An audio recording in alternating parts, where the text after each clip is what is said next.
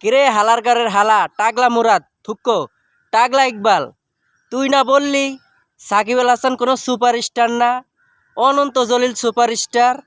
কই এখন তুই হারিয়ে গেলি কা? এখন কান্দোস কা? সাকিব খানে এক মুভি দিয়া তুফান ছুটে এলাইছে পুরা বাংলাদেশে, আর তোর রিভেঞ্জ মাটির সাথে মিশা গেছে। তুই না বললি অনন্ত জলিল সুপারস্টার? তো এখন কান্দো কা? যাও অনন্ত জলিলের কাছে।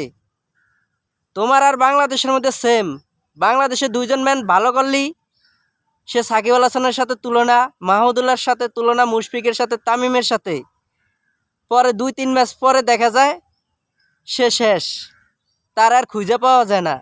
ঠিক তেমনই কিছু নায়ক আসে 2 দিন ভালো করে, সবাই নিজেরা নিজে সুপারস্টার মনে করে, ঠিক কয়দিন পরে তারও নাম থাকে না। ওই তো সাকিবই থাইকা যায়। আর সাকিব সুপারস্টার এটা একবার না বারবার সে প্রমাণ করে। তারপরও তোরা সবাই তার পিছনে লাইকা রইছস, লাভ হবে না। যতদিন সাকিবিয়ানরা আছে তোরা যতই ষড়যন্ত্র করস লাভ হবে না। সাকিব সবসময় সুপারস্টার, মেগাস্টার। তুফান দিয়ে যেমন কাঁপাইছে সামনের দিকে আরও কাঁপাইবে।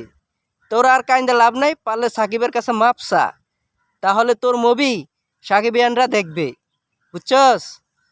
তুই অনেক সাকিবের নামে বদনাম করছস, লাভ হবে না।